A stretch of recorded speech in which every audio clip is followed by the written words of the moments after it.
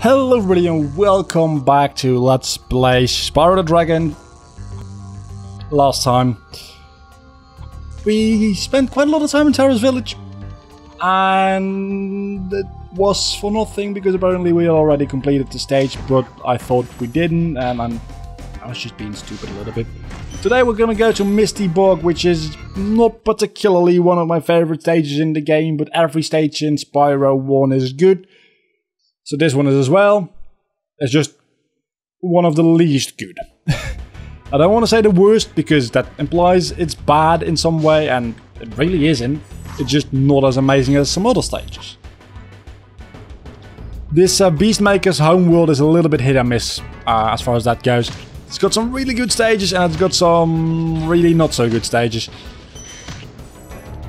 And this is one of the not so good stages, but still not so good in a Spyro sense, meaning that in just a general game design sense, it's still a good stage. It's just not as good as the other stages in the same game. And series for that matter, actually. Almost being finished with Spyro 1 makes me want to play Spyro 2, but I'm not going to play them back to back, because after Spyro 1, I'm probably going to start Rayman 2. Before starting Spyro 2, and maybe actually the Sonic Generations that I'm already recording right now will also get thrown in after Rayman 2. It depends on how long Final Fantasy 4 takes. Final Fantasy 4, I'm talking again about some like meta update stuff, which I probably should do in another video and not on a Let's Play part, but who the fuck gives a shit? Final Fantasy 4 might actually be the last JRPG I Let's Play on the channel, because it seems like people just don't want to watch it, and honestly it's quite a hassle to do such a long game which has grinding in it and a lot of dialogue, which I don't like doing the dialogue. I really like the game, but the dialogue's just not my thing. So might be the last JRPG I do for the channel, at least for a while. And then I really do want to try streaming the RPG games like that on Switch. But I gotta figure out whether or not my internet can actually deal with Twitch, because I don't think it can. It's not that that's not quick enough, because I can just stream at a low bitrate.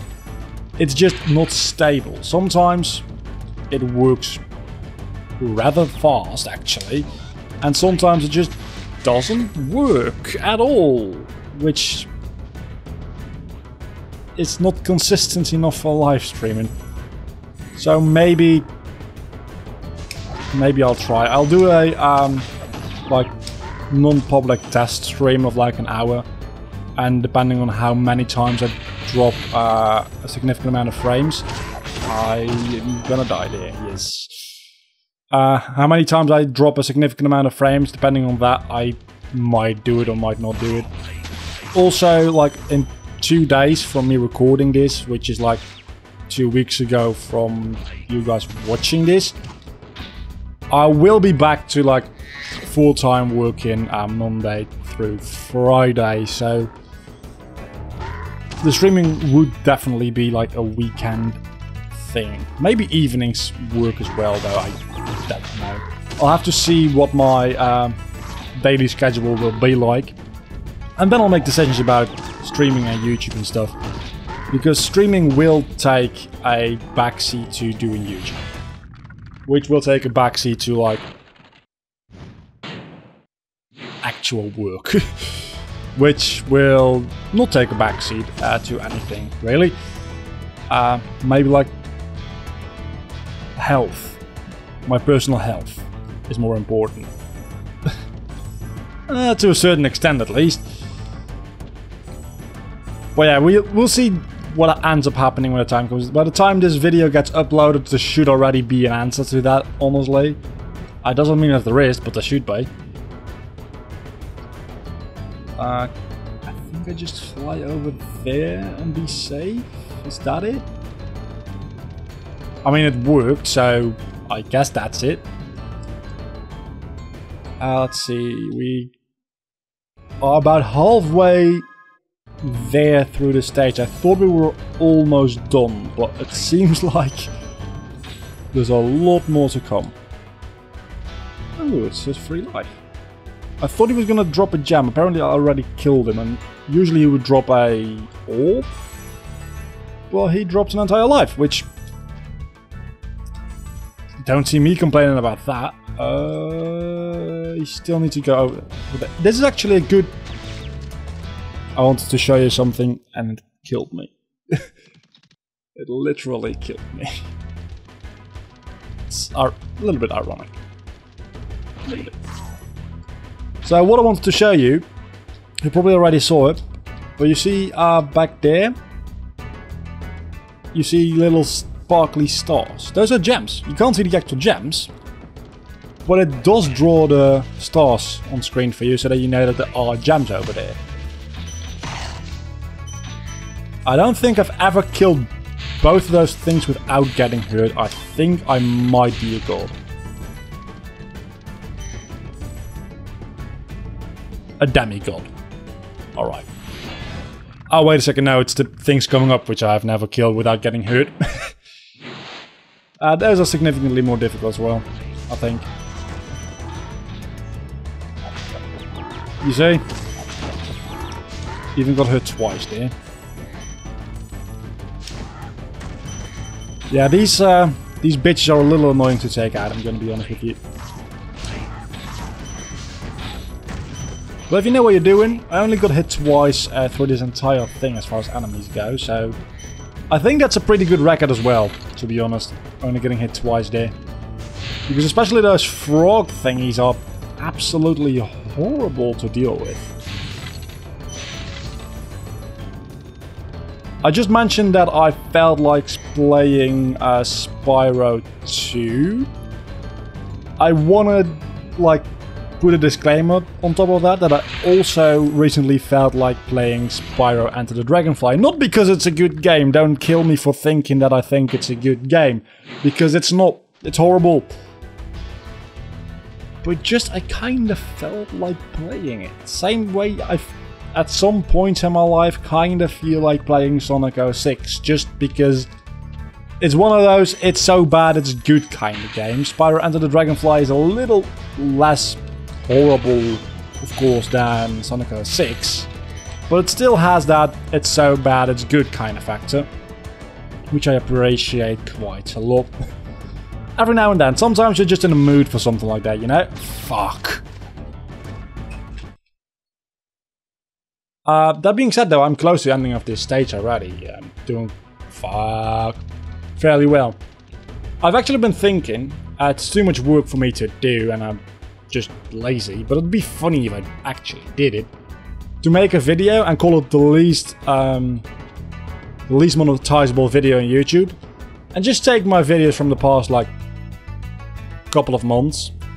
And every time I say fuck, just only include that part of the video. Just a video which will be probably like 10-15 minutes of me just saying fuck, fuck, fucking, fuck, fuck, fuck.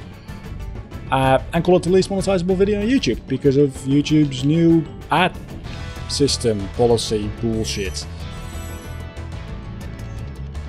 So if anybody wants to do that with my videos of their own, you're welcome to, because I'm definitely not going to put in all the work to do that. Not even maybe. That being said, the thing is, it would get me a lot of views. The thing is, it wouldn't be a monetizable video. That being said, if we're being real honest with each other here, it would still attract attention, and attention means more views on other videos, potentially, which means still income. So still, if you do things like that, you're still pretty fine as far as it being good for your wallet long term goes.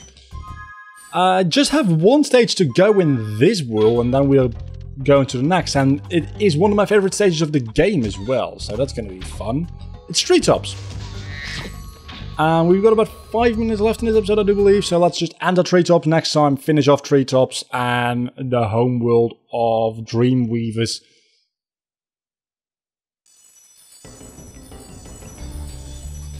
It's a green egg thief, but he doesn't have an egg.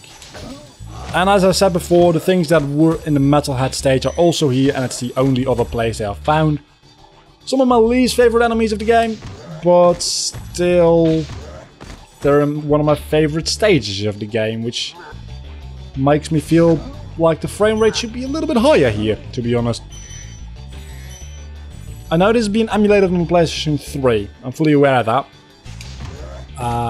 Yet I feel like, especially since you're emulating on something that is not just a little bit, but like a couple of magnitudes more powerful than the original hardware, you shouldn't really have a lot of problems there with emulating something like this. That's what I feel like. Fuck if I know. Isaac! Hey, Isaac! How's your mom doing? That's not like a mom, your mom burn. It's like, what did I do there? Why did I think this was a good idea? It's Binding of Isaac. You guys know that game? It's a little obscure indie game. You might have heard of it.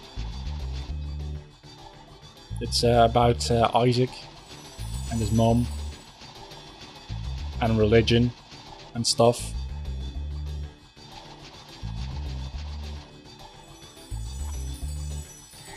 First time actually I played this stage, first couple of times I played this stage, this was really difficult for me to reach.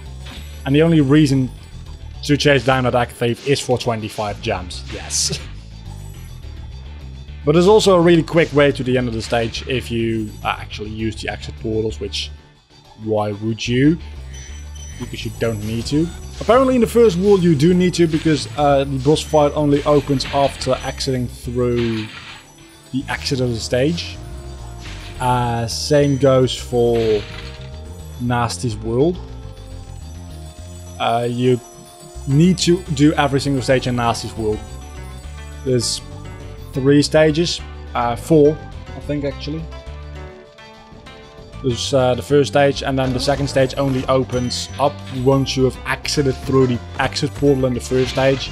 And then the boss fight with Nasty opens up after you do the same with the second stage, and then the fourth stage only opens up when you've gotten all the gems in the entire game. Which we will at that point. I mean, we're 100%ing every stage we come across, so naturally we do.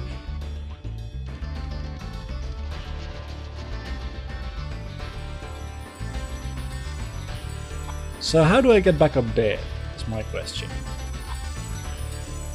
The question is that even relevant anymore? Yes it is, because I need to fill up 2 or 3 more minutes.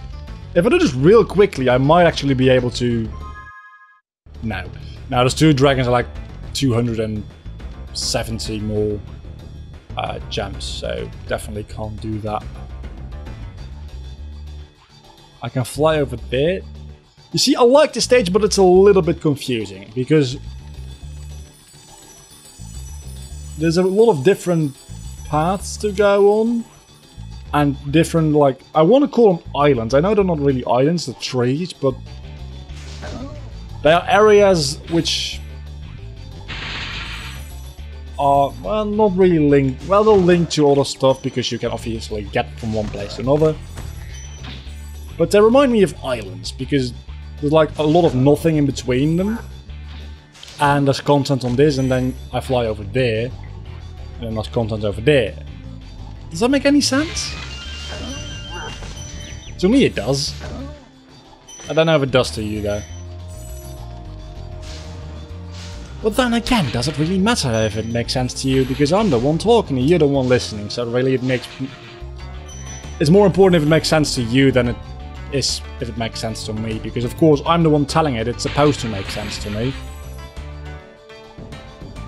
But the one listening is really the one which gets to dictate whether or not it makes sense, because